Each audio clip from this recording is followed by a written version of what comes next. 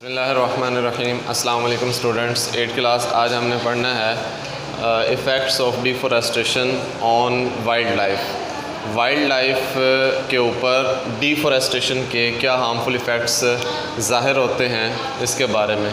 तो डिफॉरेस्टेशन के बारे में हमने पढ़ा था कि cutting of plants that is called deforestation. अब डिफॉरेस्टेशन का हमने ये भी पढ़ लिया था कि हमारे एनवायरनमेंट के ऊपर क्या हार्मफुल इफ़ेक्ट्स होते हैं, कि ग्लोबल वार्मिंग होती है, हमारी जो बारिशों का पैटर्न है वो चेंज हो जाता है, सीजनल चेंजेस आती हैं। इस तरह इसके ग्लोबल वार्मिंग और जिसे हम कहते हैं कि ग्रीन हाउस इफ़ेक्ट होता है। तो ये सारा कुछ, इसके अलावा जो ग्लेशियर्स हैं वो पिघल जाते हैं, कार्बन डाइऑक्साइड की कंसनट्रेशन इंक्रीज़ होती है, सैलाब आते हैं, ये सारा कुछ। तो ये एनवायरमेंटल बफर्स इन्हें कहा जाता है। इसके अलावा जो वाइल्ड लाइफ है इसके ऊपर क्या हार्मफुल इफ़ेक्ट्स होते हैं ये हम डिस्कस करेंगे। लेकिन पहले ये जानना ज़रूरी है कि वाइल्ड लाइफ कहते किसे हैं। लफ्ज़ी मतलब तो ये है, वाइल्ड का मतलब होता है जंगल, जंगली, और लाइफ मीन ज़िंदगी। जंगली ज़िंदगी को वाइल्ड लाइफ कहा जाता है। नाम से ये शो होता है कि वो जानदार जो जंगल में ज़िंदगी गुजारते हैं उनको हम वाइल्ड लाइफ का नाम देते हैं। लेकिन बात ये है, यहाँ पर हम स्पेसिफ़िकली बायो के हिसाब से या साइंस के एतबार से हम देखेंगे कि वाइल्ड लाइफ किसे कहते हैं। तो साइंटिफिकली इसकी डेफिनेशन ये है, these are the organisms living things that are non cultivated plants and non domesticated animals. अगर प्लांट्स की बात की जाए तो नॉन कल्टिवेटेड, कि वो प्लांट्स जिनको जो ह्यूमन बींग्स हैं वो कल्टिवेट नहीं कर रहे। ह्यूमन बींग्स उनको काश्त नहीं कर रहे। ना तो ह्यूमंस ने पौधा लगाया है, ना उसे पानी दिया है, ना उसकी देखभाल की है, ना उसको खाद लगाई है, ना उसको न्यूट्रिएंट्स प्रोवाइड किए हैं, बल्कि वो खुद ब खुद ही लगा है, खुद ब खुद ही बड़ा हुआ है।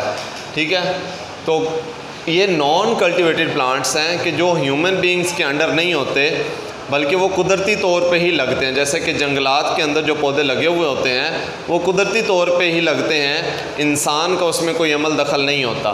तो उन प्लांट्स को हम वाइल्ड लाइफ का नाम देते हैं। इसके अलावा वो एनिमल्स जो नॉन डोमेस्टिकेटेड हैं, जो कि घरों के अंदर नहीं पाले जाते बल्कि वैसे ही जो है वो पल रहे हैं, कहीं और खुली जगहों पे रह रहे हैं। तो फॉर एग्ज़ाम्पल, अगर कोई जानवर सहरा में अपनी ज़िंदगी गुजार रहा है और ह्यूमन बींग्स उसको कंट्रोल नहीं कर रहे, तो वो भी वाइल्ड लाइफ में आएगा। अगरचे वो जंगल में ज़िंदगी नहीं गुजार रहा बल्कि डेजर्ट्स के अंदर ज़िंदगी गुजार रहा है, वो भी वाइल्ड लाइफ के अंदर आएगा। ठीक है, तो आपने ये याद रखना है, नॉन डोमेस्टिकेटेड एनिमल्स को वाइल्ड लाइफ कहा जाता है। हम एक एग्ज़ाम्पल के साथ इस बात को क्लियर करते हैं कि एक फॉर एग्ज़ाम्पल खरगोश है जो कि हेयर एंड टॉर्टाइज आपने पढ़ा होगा। तो जो हेयर है मतलब खरगोश है, वो एक जंगल में ज़िंदगी गुजार रहा है। आप जंगल में गए और उसे पकड़ के घर ले आए, आपने उसे घर रखना शुरू कर दिया। अब वो डोमेस्टिकेटेड हो गया है। पहले वो नॉन डोमेस्टिकेटेड था, पहले ह्यूमन बींग्स का कोई अमल दखल नहीं था, वो वाइल्ड लाइफ में शामिल था। लेकिन जब आप उसे घर में लेकर आए हैं, अब आप उसकी देखभाल करते हैं, उसके खाने का इंतज़ाम करते हैं, पीने का इंतज़ाम करते हैं, सर्दी गर्मी का ख्याल रखते हैं, तो अब वो नॉन डोमेस्टिकेटेड नहीं रहा। अब वो आपके घर में आ गया, अब वो डोमेस्टिकेटेड हो गया, अब वो वाइल्ड लाइफ में नहीं रहा। तो हम यहाँ पर उन ऑर्गेनिज़म की बात कर रहे हैं जिसमें इंसान का कोई अमल दखल नहीं है, इंसान देखभाल नहीं करता। वो प्लांट्स भी हो सकते हैं, वो एनिमल्स भी हो सकते हैं। तो इनके ऊपर भी हार्मफुल इफ़ेक्ट होता है। अगर आप डिफॉरेस्टेशन करते हैं, अगर आप दरख्तों को काट देते हैं, तो वो जगह जहाँ पर दरख्त होते हैं वहाँ पर लाजमी तौर पे, जहाँ पर प्लांट्स होते हैं वहाँ पर लाजमी तौर पे एनिमल्स होते हैं।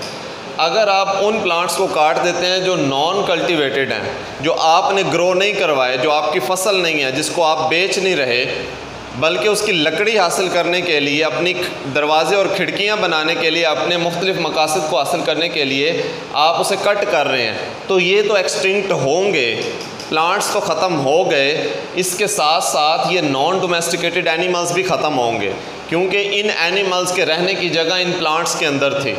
इन्होंने प्लांट्स की वजह से ही तो शैडो तलाश किया हुआ था।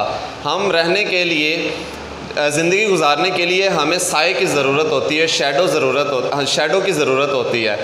हम सारी ज़िंदगी मेनली 3 मकासद के लिए गुजारते हैं। मतलब ज़ाहिरी तौर पे वैसे तो हमारा दीन के एतबार से मकसद और है, लेकिन जो साइंस कहती है कि इंसान सारी ज़िंदगी 3 चीज़ें हासिल करने के लिए ज़िंदगी गुजारता है और कोशिशें करता है। उसमें पहली चीज़ ये है कि उसने रहने के लिए जगह हासिल करनी है, शैडो तलाश करना है, ऐसी जगह जहाँ पे वो धूप से बच सके या ऐसी जगह जहाँ से वो शदीद सर्दी से बच सके, टेम्परेचर को कंट्रोल करने के लिए।